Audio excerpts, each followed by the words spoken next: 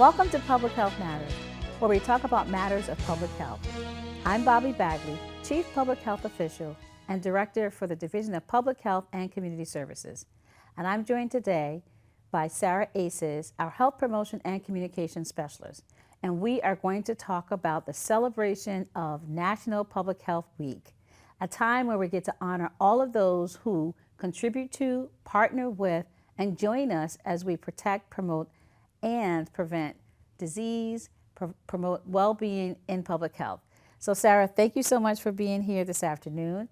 And I am really glad that we finally get to see the face behind all of our health promotion, design, materials, information, our newsletter, our webpage. So now you're in front of the camera this time. So welcome, welcome, welcome. And let's talk about this wonderful opportunity for us to celebrate the work that's done in public health by our public health staff and our partners. So let's talk about National Public Health Week 2026. So what is the theme this year? 2026. So Public Health Week this year runs from April 6th to 12th. And this year's overarching theme is Ready, Set, Action. And it really emphasizes the fact that not only as public health professionals, we're always taking action in the background to keep our community safe, but anyone and everyone has the ability to impact health in their community, and all they have to do is just take that first step, just take action. Yes. And they can help contribute to the health of everyone that they care about. Yeah, and I really love that. And so, you know, in my office, I have the picture of all of the marbles that show all of the entities, all of the domains, all of the organizations that make up our local public health system. And that's everybody, including community members.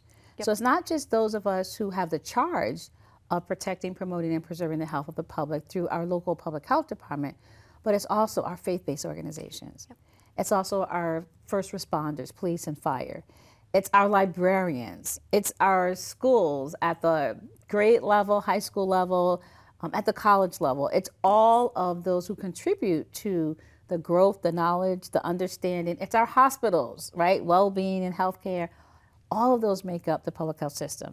So, Sarah, tell us what you have in store for us this year, which is the 15th year that we've kicked off National Public Health Week. So what do you have in store for us? Because you were the mastermind behind all of these things, some of the nuances and some of the new things. Yes. So I'm really excited. This year I kind of went all out with Public Health Week, especially the kickoff event. I'm very, very excited. So our kickoff event is this upcoming Monday, April 6th. It will be from 12 p.m. to 2 p.m. at NASHUA Public Library. We have 26 vendors coming this year. This is going to be an outdoor event as long as weather is permitting. So if you come, make sure to dress a little on the warmer side. A little jacket will do. But we will have 26 vendors available for folks to talk with, learn about resources.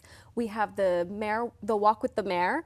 So Mayor Donchis will be there. He'll give his kickoff proclamation for Public Health Week, and he will walk us around the city of Nashua for the kickoff walk. We also have some awards for our partners here in Nashua and beyond, who have just done an outstanding job upholding the health in our community, whether that be from an organization, an individual, a volunteer group, whatever it may be. They have really upheld excellence within public health initiatives. We really want to take a moment to recognize that. And we're really excited about that. We are so excited about that. I think this is the first year we're doing it during kickoff event, recognizing our partners for their public health initiatives. So I'm very excited to have that added in as well, and to give them their moment to shine. Yes. We also have a live musician this year, which I'm so excited for. I know when I came to you at first, I was like, Bobby, we need to have live music. This is going to be great. I was so excited and very grateful that we were able to make it happen. So if you like music, you should be there for that. And this is going to be different for our community because typically we've had our kickoff at one of two places. It's been either at City Hall, outside in front of City Hall, or it's been across the street at St. Patrick's Church. And so this is going to be different at the library. Yes.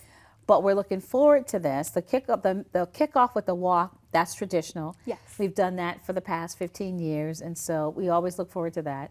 The other thing, Sarah, and this is probably before your time, but we've done this rain or shine. We've had snow, we've had rain, we've had wheelie walkers, because some of us, myself,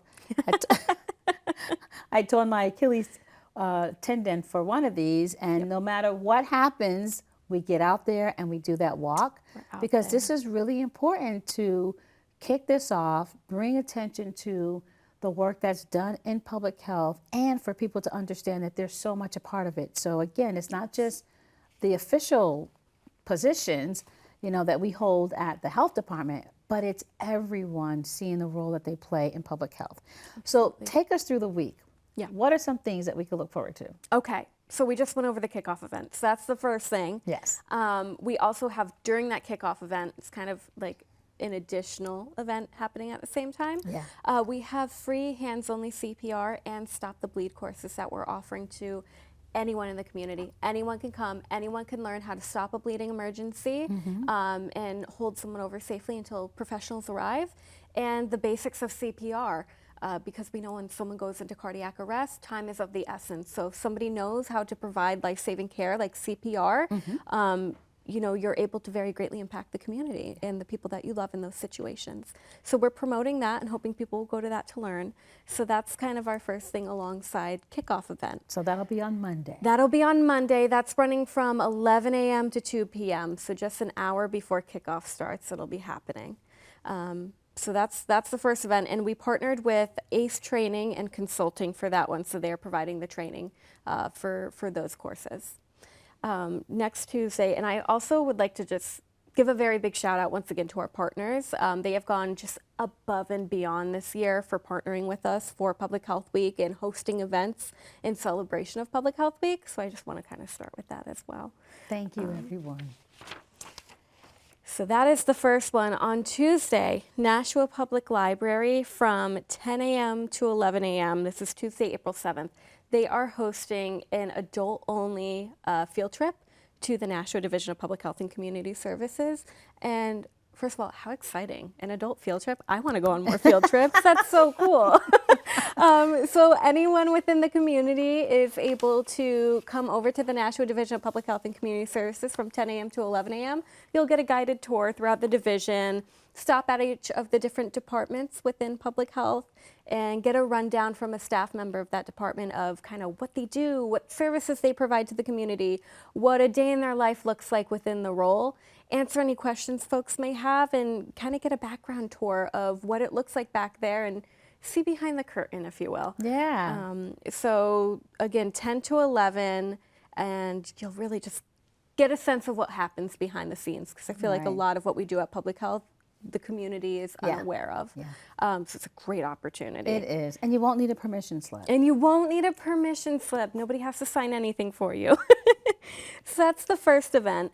And then on Tuesday later that afternoon from 12 p.m. to 1 p.m., we have partnered with the Foundation for Suicide, the American Foundation for Suicide Prevention, and they're hosting a free Talk Saves Lives webinar to kind of go over suicide prevention, how to identify the signs and symptoms of if someone is contemplating suicide, maybe exhibiting signs of depression that could lead to suicide, and how to kind of take action and navigate that situation, because it can be really scary for a lot of folks, loved ones and the individuals who are having those feelings. So that's a great way to kind of get the basics of it, understand, well, how do I navigate this? What's out there to help me? And prompt those challenging conversations in a way that's safe and provides a comfortable environment.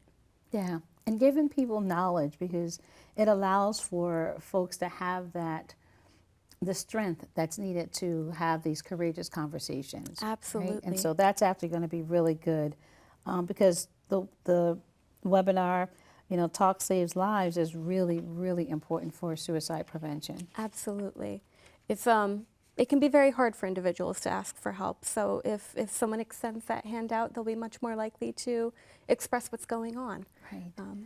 Yeah, we want to make sure that we engage individuals in those types of conversations. They're really, really important to have. Absolutely.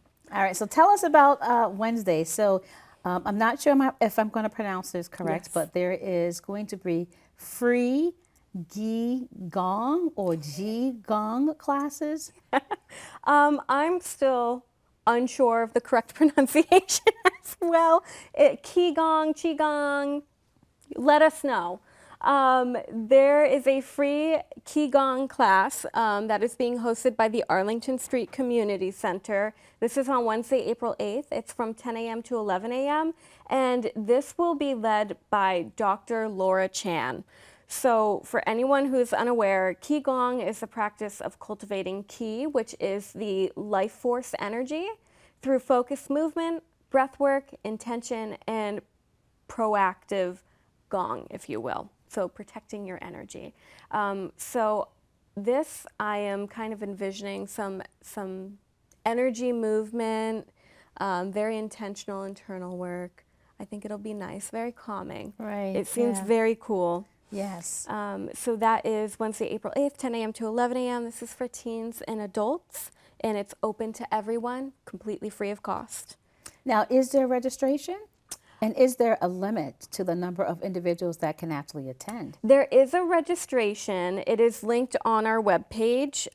You can also go to the Arlington Street Community Center's webpage at their events calendar and find it there. I don't know what their capacity is. I know this will be upstairs in the top area, which is a large dance studio. It's a dance studio. Yeah. How appropriate. How appropriate. How appropriate. I don't know what their capacity is, but that is a great question. Yeah. So I think what we want for those who are watching and that may plan on participating in this, please do go on and register for this event. And I do believe on our website you will be able to click on some of these links. All of these links are active and work. If you go to NASHUA.nh.gov/DPHCS, on that left sidebar you'll see Public Health Week as an option. Click that. All of the events are linked. Yeah. This one actually does sound really good. Yes. Doing some focused movement and breath work, recentering your energy, right? With some intentionality. I think we could all use a bit more of that. I think we actually can. I think we need to go to Dr. Laura Chan's class. We might have to. And then we have to bring that back and practice it on a regular basis. Now, this is another one that I'm really excited about. So that's going to be on Wednesday. And that's going to be between 10 and 11 at the Arlington Street Community Center. Yes. And this is one I'm really excited about. So I know. this is going to be a very nice staff development opportunity for us, but this is also open to the general public. Correct. Yep. And it's during National Public Health Week. So tell us a little bit about the Public Health Museum. Yes. Whoever thought that there'd be such a thing? It exists. It exists. Surprise.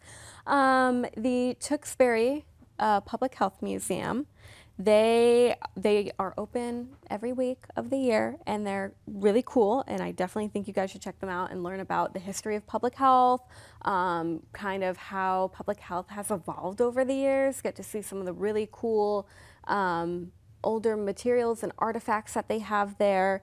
But every year for Public Health Week, on that Thursday of Public Health Week, they offer free admission to the general public. So our Department of Community Services will be going for community development, but anyone can go and they can take a walkthrough of the property. I believe this also used to be the Tewksbury Hospital as well. And you can see just the involvement of public health throughout the centuries. Yeah. And speaking with Flavia earlier today, she mentioned that they actually have an iron lung there as well, which is back from polio, to help people breathe. And that's so cool. Getting to see all those artifacts, those devices, you can't see that in your normal day to day. So very educational and very cool. Yeah, I'm very excited. And a great opportunity again to learn about the history of public health. Absolutely. Some of the most impactful interventions that have helped save multiple lives over periods of times based on science and based on data, and all of this will be presented in one place. And so I'm looking forward to this. Yes. And as stated, what a great opportunity to come in, especially on Thursday when it's going to be free during National Public Health Week, and learn about how far we've come in being able to protect and preserve the health of the public through the stories, the history at this Public Health Museum. Yes. So I'm looking forward to that one. Very excited. Yes. And again, you can go on. They actually we have this link as well. Yes. In our materials. Yep. So on our website, it's all of the work that Sarah has done in preparation for Public Health Week. So you'll be able to click on lots of information. But you have to, again, RSVP. There's a calendar to RSVP. Yes. So if you're not able to make it on Thursday during Public Health Week, you can go anytime. Correct. The key is that it's free during National Public Health Week. Free only We that like free. Thursday. We actually do like free. And if you are a student, you do get a discount as well if you go there. So I will note that. Yes. Okay. So now, and then what else is happening on Thursday? So that's going to be Thursday morning at 10 a.m. that we're going to be taking our adult day Yes. trip. Yes. Now, in the afternoon, what's happening on Thursday in the afternoon? Yeah, so Arlington Street Community Center, the rock stars that they are hosting an additional event in celebration of Public Health Week. So they're doing a free guided workout class for all ability levels, and this is teens and adults that are allowed to come to this. Doesn't really matter what your ability or movement level might be, it is all inclusive. So it's a guided workout. It's going to be relatively low key, if you will, so not too intense. And that will also be upstairs in their dance studio area. So that is not handicap accessible, unfortunately. But the goal for this event was to have enough space and make it as open to everyone of all ability levels as possible. Yeah. So that's from 4 to 6 p.m. on Thursday, April 9th. I will definitely be there. I like this So one. I'm excited. Yeah, so it's another, again, opportunity for moving, right? Yes. And so when we look at the theme of ready, set, and action, a lot of it evolves around moving. And one of the things that I really love about Public Health Week and the kickoff for National Public Health Celebration is the fact that it allows for us to get into this space of, you know how every year people have a New Year's resolution? Yeah. Well, mine doesn't start until April. For Public Because, Health Week. right, because there's always a theme, and that theme is always centered around doing something that helps improve our health, physical and mental, Yes. our overall body well-being, and it is usually centered around community. So ready, set, action is another opportunity for us as a community as a whole to think about how do we go from that pre-contemplative state of thinking about something or not even thinking about it to contemplating and thinking about it to then taking steps to take action and then to maintain or sustain that thing. So that's Prochaska's theory of change for geeky people. But it's a great way of looking at how we prepare ourselves to get ready, set ourselves. You have to set your mind as well, and then to be able to take some action. And then I always add that extra piece on there around maintaining and sustaining because you want to continue to do it. So although we kick it off with Public Health Week, the idea is to actually sustain this until next year Yes. when we come around again with the next set of themes and remind our communities of how it takes all of us. You know, the old African proverb of it takes a village, it truly does take all of us to help sustain and maintain the health of our communities. And so again, I go back to my lovely picture on the wall that has every being that you could think of on it. Everybody is represented in it because we're all a part of maintaining and sustaining health and well-being, you know, in our individual communities. And if you really think about it worldwide, because Tuesday is actually World Health Day. It is. Right, so nationally, World Health Day also falls during National Public Health Week. So it gives everybody an opportunity to be aware of what we're all doing, what we all can do to contribute to overall health and well-being. Now, we're going to turn this back on you now. Okay. So we've talked about all the activities for our 2026 Public Health Week celebration.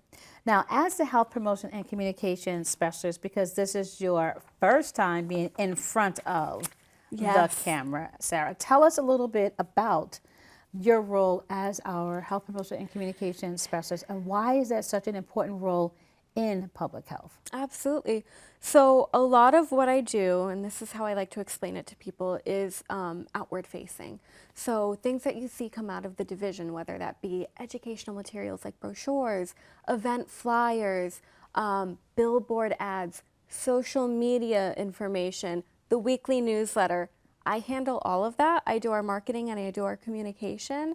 So anything that gets pushed out to the public is me on the back end. A core function of public health is communication, right? It's hard to have a healthy community if you're not actively providing education for the community so that they know what's going on within their environment, so that they understand if there's any kind of outbreak. What does that outbreak look like? What are signs and symptoms of what's going around? How concerned should I be? And if any treatments come out, okay, is this the right treatment for me? What does this look like? What conversations should I be having with my doctor? What are those risk factors? It's a lot of that educational portion for our community so that they can make the best informed decision for their own health and their health journey. So I take that very, very personally, and I feel very grateful that I'm in a position where I'm able to help our community decide how they are best able to protect their own health. So I do a lot of that background work. And again, whether that's pushing out simple education to the community in a way that they can understand, putting out ads and graphics that might resonate with individuals so that they understand the health information coming out, or putting together brochures that they can take home and kind of digest on their own time and maybe bring back to their PCP and have further conversations if something seems right for them. That's a lot of what I do. I'm very much used to being the person in the background behind the screen. Yes. So yeah. Yeah, well, now you're going to be out front. I'm out front. And, it's really important there. I think there are key positions that are really important in public health because communication, education, and awareness is a part of that primary prevention toolkit that we use. As you said, in order for individuals to make informed decisions, they have to get the information, right? And so another key role that you play as a division is making sure that we dispel myths and that we correct disinformation and misinformation. Yes. So do you want to talk a little bit about that in your role as well? Yes. So within my role, so there are three terms I'm going to kind of use here that I want to just jump into a little bit. There is misinformation, disinformation, and malinformation. And over the past few years, we've been definitely seeing a lot of these three things in many different capacities. So misinformation is when incorrect information is being spread around, whether or not an individual is aware that that information is incorrect. Disinformation is when somebody knows that they are spreading incorrect information for whatever reason, but they're aware that the information that they're spreading around is not accurate. Malinformation is spreading incorrect information with ill intent that can cause injury or illness to individuals. So a lot of what I do on the back end is keeping an eye on social media, on news reports, anything that's coming out to the public, and that can include comments on social media posts of maybe some health information and somebody said something that's maybe not so accurate about a vaccine. And I'm going to use that example because that's what we typically see the most, vaccine misinformation. So taking that opportunity to respectfully address that comment and give the correct information. We don't know where that person may have gotten the information. We don't know how they might be coming at it. And we want to make sure that we're responding respectfully, because all we want to do is just educate respectfully to our community members and just say, this is the correct information. It is scientifically backed up. Here are some resources where you can learn more about this and really try and help them to understand where this information is coming from and how it adds up into what we are communicating with them. Yes. Yeah. So that's, yeah. Yeah, and very important roles. And now that we have AI, artificial intelligence, Yes. that's going to present as another challenge. A lot of people are using AI for a lot of different things, to acquire and get information.